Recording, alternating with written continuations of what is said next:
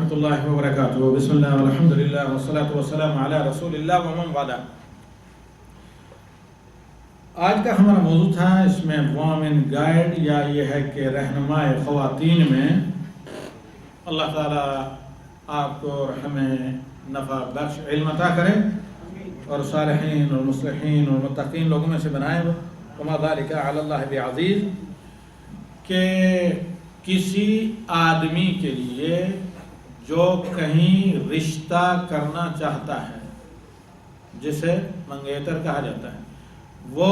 اپنی منگیتر اس لڑکی یا خاتون جس کے رشتے کا خواہش مند ہے یا اس میں رغبت رکھتا ہے، انٹرسٹڈ ہے، تو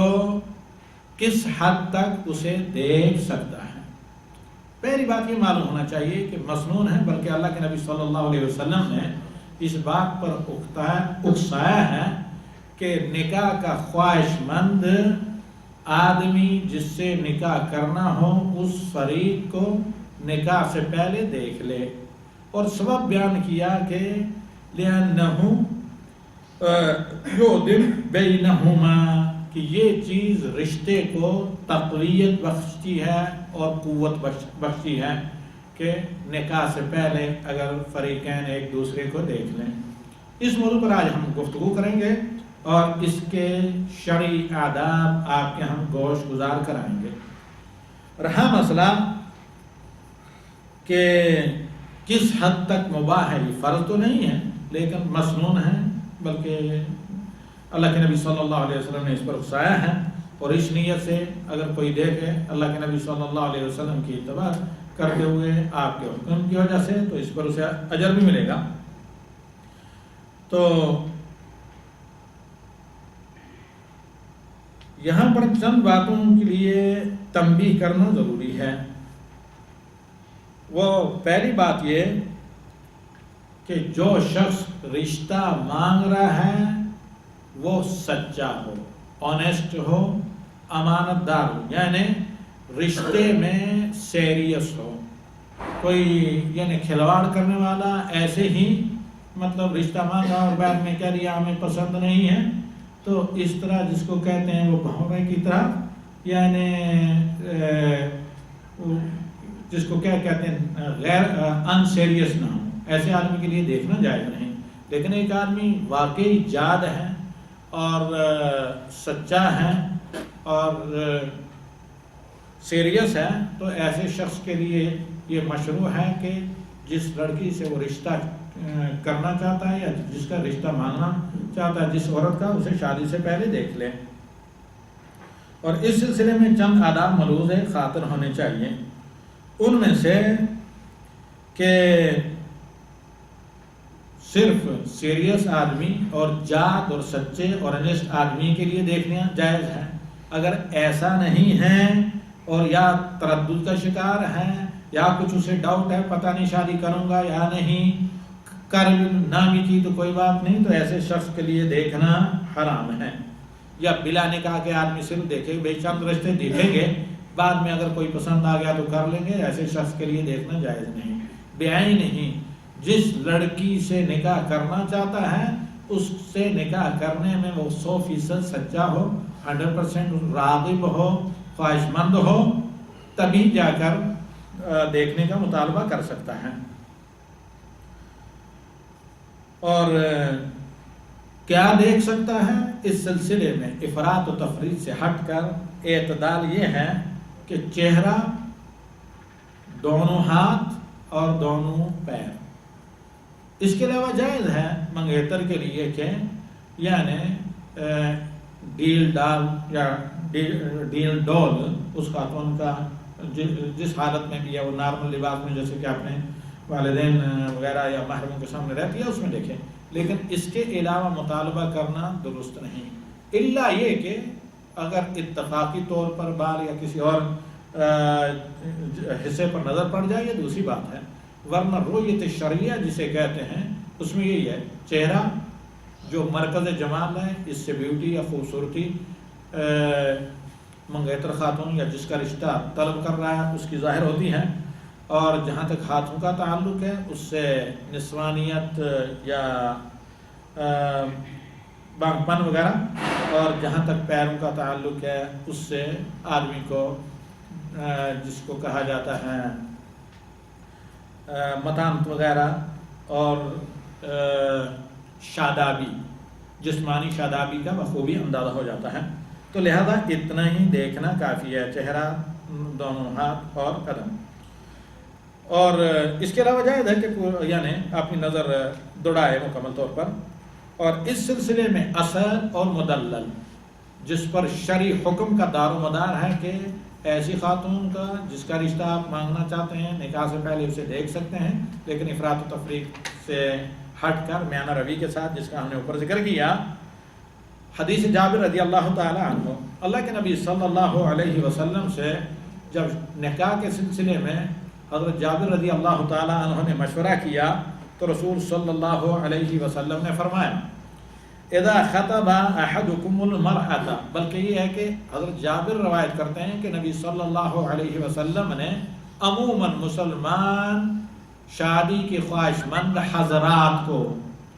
یہ ہدایات دیں، اذا خطب احدکم المرأة فإن استطاع ان ينظر منها ما يدعوه الى نکاحها فليفعل، کہ جب تم میں سے کوئی کسی عورت کا رشتہ مانگے، اگر وہ نکاح میں دلچسپی کے جو وجوہات ہیں ان کو دیکھ سکے تو اسے دیکھنا چاہیے۔ یہاں پر امر فرضیت کے لیے نہیں ہے کہ فرض ہے دیکھنا، بلکہ استحباب کے لیے، یعنی بہتر ہے دیکھنا۔ دلیل اس کی کہ فرض کیوں نہیں کہ اللہ کے نبی صلی اللہ علیہ وسلم نے فرمایا فَإِنِ اسْتَطَاعَ، اگر ممکن ہو، ناممکن ہو تو کوئی ضروری نہیں، اگر ممکن ہو تو دیکھ لے۔ حضرت جابر کہتے ہیں نبی صلی اللہ علیہ وسلم کی ان تعلیمات اور ہدایات کی روشنی میں بنی سلمہ، قبیلہ بنی سلمہ جو مشرق قبلتین کے ایریے میں اس زمانے میں آباد تھے اور اب بھی آباد ہیں، کیونکہ ان کو نبی صلی اللہ علیہ وسلم نے نصیحت کی تھی کہ اپنے خطے کو نہ چھوڑیں۔ تو حضرت جابر کہتے ہیں کہ میں نے قبیلے بنی سلمہ کی ایک لڑکی کا رشتہ مانگا تو میں ان پر نظر ڈالنے کے لیے، جاننے کے لیے کہ کیا مناسب ہے یا نہیں، تو چھپ کر دیکھتا تھا۔ اس کا کوئی غلط مطلب نہ لیں، کیونکہ ظاہر بات ہے اس طرح مطالبہ کرنا اس شرم و حیا کے زمانے میں ایک ذرا چیز باعث ہے شرم سمجھی جاتی تھی کہ ہاں فلاں شخص کو کہا جائے کہ بھئی میں رشتہ چاہتا ہوں تمہاری لڑکی کو، مجھے اسے دیکھنا ہے۔ تو لہذا یہ کہتے ہیں کہ نبی صلی اللہ علیہ وسلم نے چونکہ کہا تھا کہ پیغام نکاح دینے سے پہلے دیکھ لیا جائے، تو لہذا ڈیل ڈول دیکھنے کے لیے اگرچہ پردے کے باہر سے کیوں نہ ہو تو میں ذرا چھپ کر ان پر نظر میں نے ڈالی یا ڈالتا تھا، یہاں تک کہ مجھے اندازہ ہو گیا کہ یہ میرے لیے مناسب ہے، یا یہ ہے کہ میں نے پایا کہ ہاں میرے نکاح کے لیے یہ مناسب ہے، یا میرے اندر اس لڑکی کے نکاح میں کشش پائی جاتی ہے۔ یہ حدیث اس بات کی دلیل ہے کہ ہر وہ آدمی جو نکاح کرنا چاہتا ہو، شخص، عورت و مرد دونوں، ان کے لیے جائز ہے کہ اپنے فریق ثانی، لائف پارٹنر کو نکاح کرنے سے پہلے دیکھ لیں۔ جس طرح یہ مرد کا حق ہے ویسے ہی عورت کا بھی حق ہے، کیونکہ مغیرہ بن شعبہ رضی اللہ تعالی عنہ کی حدیث ہے جو رویت منگیتر کو دیکھنے کے بارے میں، اس میں نبی صلی اللہ علیہ وسلم کا فرمان ہے فَإِنَّهُ أَحْرَى أَن يُؤْدِمَ بَيْنَكُمَا، نکاح سے پہلے دیکھ لیا کرو، یہ زیادہ مناسب اور باعث ہے کہ تمہارے درمیان میں رشتے کو پائیداری ملے اور دوام ملے۔ بات یہ نہ کہیں ہاں مجھے تو پتہ نہیں تھا، چند دن بلکہ اب دنیا سے ایک کیس میرے سامنے اس طرح کا آیا، بلکہ پوچھا گیا بھئی شروع میں وہ میاں کہہ رہا، اس کے گھر والے کہہ رہے ہیں کہ بھئی وہ بیوی کے والدین نے تو فلاں فلاں بات کا پہلے ہمیں بتایا ہی نہیں، ہمیں پتہ بھی نہیں تھا۔ ایک اور کیس کہاں کا تھا، برصغیر کا کہیں کا، ہاں برصغیر کا، تو اس میں یہ کہا گیا کہ بھئی بعد میں ہم نے تو اس وقت جب دیکھا تھا تو وہ لڑکی، بلکہ ایک پڑھا لکھا انجینئر آدمی نہیں آیا کر یہ مسئلہ بتائیں، کہا کہ 2 سال کے بعد ہمیں بیوی کا پتہ چلا، چونکہ جب ہمیں دکھایا گیا تھا تو وہ اس وقت اس طرح کا جوتا لگا کر کھڑی ہوگی، اور بعد میں 2 سال کے بعد پتہ چلا کہ ایک پیر چھوٹا ہے، اب میں اسے طلاق دینا چاہتا ہوں، یہ تو میرے آفس میں آ کر مشورہ کر رہا تھا بندہ۔ تو الغرض یہ جو حدیث مغیرہ بن شعبہ ہے فَإِنَّ اللَّهَ أَن يُؤْدِمَ بَيْنَكُمَا، یہ اس بات کی دلیل ہے کہ دونوں کو حق ہے کہ وہ ایگری ہونے سے پہلے ایک دوسرے کو دیکھ لیں بلا افراد و تفرید کے۔ اور حدیث جابر اس بات پر بھی دلالت کرتی ہے کہ نبی صلی اللہ علیہ وسلم کے زمانے میں خواتین بہت محتشم، باحیا اور شرم و حیا کا پیکر تھیں اور مردوں کے میل جول سے دور رہتی تھی، ورنہ اگر عام ملتی جلتی ہوتی تو پھر حضرت جابر کو چھپ کر دیکھنے کی کیا ضرورت تھی۔ اس سے یہ مطلب ہے کہ اختلاط نہیں ہوتا تھا، مکسچر نہیں رہتی تھی، عورتیں بالکل سیپریٹ اور علیحدہ بچ کر مردوں سے رہتی تھی، ورنہ ایک ہی بستی میں تو ظاہر بات ہے پتہ ہوتا کہ کیسی ہے لڑکی۔ واللہ اعلم بالصواب۔ اور یاد رکھیں اہم ترین جو پوائنٹ ہیں روحیت شرعیہ کے لیے شادی کے تعلق سے، نمبر 1 کہ دیکھنے کا مقصد نکاح کا پختہ ارادہ ہو، صرف کیا ویرائٹی چیک کرنا نہ ہو، اگر ایسا ہو تو حرام ہے۔ نمبر 2 کہ خلوت میں تنہائی میں رویت نہ ہو، بلکہ ولی امر یا محرم کی موجودگی میں ہو، کیونکہ نبی صلی اللہ علیہ وسلم نے غیر محرم عورت کے ساتھ خلوت سے منع قرار دیا ہے، اور موجودہ زمانے میں ساری دنیا میں لوگوں نے اس کو بہت زیادہ یعنی حدود و قیود سے باہر نکال دیا ہے، اور غالباً شاید ایک شادی سے پہلے شاپنگ وغیرہ بھی ہوتی ہے، واللہ المستعان۔ اور نمبر 3 نظر صرف انہی اعضاء پر ہو جو عموماً مکشوف ہو جاتے ہیں، غالباً جو ظاہر رہتے ہیں اور جس سے مقصد پورا ہو جاتا ہے، چہرہ، ہاتھ اور پیر۔ جیسے میں نے عرض کیا کہ چہرے سے حسن و جمال معلوم ہو جاتا ہے، اور ہاتھوں سے نسوانیت، اور پیروں سے شادابی بدن وغیرہ۔